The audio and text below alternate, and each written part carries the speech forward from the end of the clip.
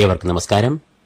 June 6-ാം തീയതി നടക്കുന്ന ഒരു അത്യപൂർവമായ ഗൃഹയോഗത്തെക്കുറിച്ചും അത് 12 രാശിക്കാർക്ക് നൽകാവുന്ന ഫലങ്ങളെക്കുറിച്ചുമാണ് ഇന്ന് ഇവിടെ വിശകലനം ചെയ്യുവാൻ പോകുന്നത്. കുജ കേതു യോഗമാണ് ആ അപൂർവമായ യോഗം.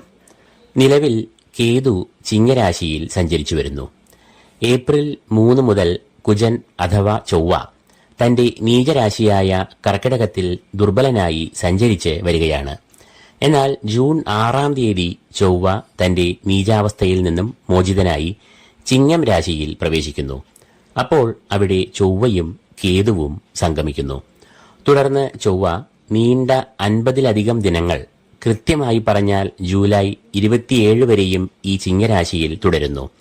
അതായത് ഇത്രയും ദിനങ്ങൾ കുജ കേതു യോഗം നടക്കുന്നു എന്നർത്ഥം. കുജൻ അഥവാ ചൊവ്വ എന്നത് നവഗ്രഹങ്ങളിൽ സർവ്വസൈന്യാധിപന്റെ സ്ഥാനം അലങ്കരിക്കുന്നു. ഒരു വ്യക്തിക്ക് ക്രിയാശക്തി, ആത്മവിശ്വാസം, ആത്മബലം, ഉണർവ്, ഓജസ്, പ്രതിസന്ധികളെ നേരിട്ട് വിജയം കൈവരിക്കാനുള്ള പോരാട്ടവീര്യം, ഭൂമിലാഭം, ഗൃഹലാഭം എന്നീ ഗുണാനുഭവങ്ങളെ എല്ലാം നൽകുന്നത് ചൊവ്വ ആകുന്നു. കേതു എന്നത് കുജന്റെ തുല്യബലം ഉള്ള ഗ്രഹമായാണ് ഗണിക്കുന്നത്. കുജവത് കേതു എന്ന ഒരു വാക്യം സൂചിപ്പിക്കുന്നത് ചൊവ്വയെയും കേതുവിനെയും ഒരുപോലെ കാണണം എന്നാണ്. അതുകൊണ്ട് തന്നെ ഈ ഗ്രഹങ്ങളുടെ സംയോഗത്തിന് ജ്യോതിഷപരമായി വളരെയധികം പ്രാധാന്യം കൽപ്പിക്കുന്നു. ചിങ്ങരാശിയിൽ നടക്കുന്ന ഈ അത്യപൂർവമായ കുജ കേതു യോഗം ഏതെല്ലാം കൂറുകാർക്ക് അനുകൂലമായതും പ്രതികൂലമായതുമായ ഫലങ്ങളെ നൽകുമെന്ന് നമുക്ക് വിശകലനം ചെയ്യാം. കർക്കിടകക്കൂർ പുണർദം, കാൽ, പൂയം, ആയില്യം എന്നീ നക്ഷത്രങ്ങളാണ് ഈ കൂറിൽ വരുന്നത്. ഈ കൂറുകാരുടെ 2-ാം ഭാവത്തിലാണ് കുജ കേതു യോഗം നടക്കുക. 2-ലെ ചൊവ്വ കേതു യോഗങ്ങൾ നല്ല ഫലങ്ങളെ നൽകില്ല. 2-ാം ഭാവം അറിയപ്പെടുന്നത് ധനഭാവം, വാക്സ്ഥാനം എന്നീ പേരുകളിലാകുന്നു. കൂടാതെ കുടുംബത്തെയും 2-ാം ഭാവം കുറിക്കുന്നു. ധനപരമായ പ്രതിസന്ധികൾ, അപ്രതീക്ഷിതമായി വന്നുഭവിക്കുന്ന ധനച്ചെലവുകൾ, പ്രതീക്ഷിച്ച സമയത്ത് കൊടുത്ത പൈസ കിട്ടാതെ വരിക, അതുണ്ടാക്കുന്ന മാനസികമായ സംഘർഷങ്ങൾ, വാക്തർക്കങ്ങൾ, കലഹം എന്നിവ ഉണ്ടാകാനുള്ള സാധ്യതകൾ ഏറെയാണ്.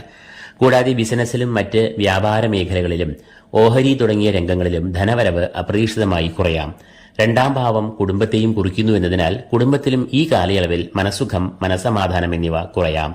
ദാമ്പത്യബന്ധത്തിൽ സ്വരച്ചേർച്ച കുറയുകയും തൽഫലമായി മാനസികമായ അകൽച്ച ഉടലെടുക്കുകയും ചെയ്യാം.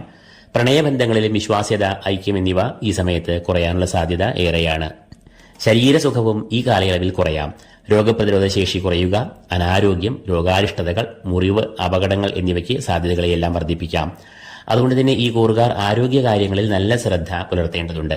കൂടാതെ സാഹസിക യാത്രകൾ, അശ്രദ്ധയോടുകൂടിയ ഡ്രൈവിംഗ് എന്നിവയിൽ നിന്നും അകന്നു നിൽക്കുക. ഈ സമയത്ത് വാക്കുകൾക്ക് മൂർച്ച കൂടാമെന്നതിനാൽ വാക്കുകൾ വളച്ചൊടിച്ച് കലഹങ്ങളിലേക്കും വിവാദങ്ങളിലേക്കും പേര് വലിച്ചിഴക്കപ്പെടാം. അത്തരം പ്രശ്നങ്ങൾ ഒഴിവാക്കുവാനായി വാക്കുകളിൽ നല്ല മിതത്വം പാലിക്കുക.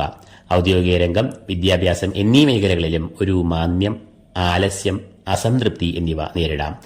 ഗ്രഹനിലയിൽ ചൊവ്വയ്ക്ക് ക്ഷേത്രബലം, ഭാവബലം, ശുഭയോഗങ്ങൾ, ലഗ്നാധിപ യോഗം എന്നിവയുണ്ടെങ്കിൽ ദോഷങ്ങൾ കാര്യമായി അലട്ടില്ല. എന്നാൽ ചൊവ്വയ്ക്ക് ഗ്രഹനിലയിൽ ബലമില്ലാത്ത അവസ്ഥകൾ വന്നു ചേർന്നാൽ ദോഷങ്ങൾക്ക് കാഠിന്യം ഏറുകയും ചെയ്യും. ഇതോടുകൂടി ഈ വീഡിയോ ഇവിടെ പൂർണ്ണമാകുന്നു. ഈ വീഡിയോ നിങ്ങൾക്ക് പ്രയോജനകരമായെങ്കിൽ ലൈക്ക് ചെയ്യുക, ഷെയർ ചെയ്യുക. കൂടാതെ ഈ ചാനൽ സബ്സ്ക്രൈബ് ചെയ്യാത്തവർ സബ്സ്ക്രൈബ് ചെയ്യുക. ഏവർക്കും ഈശ്വര കടാക്ഷങ്ങൾ നേർന്നുകൊണ്ട് നിർത്തുന്നു. നന്ദി, നമസ്കാരം.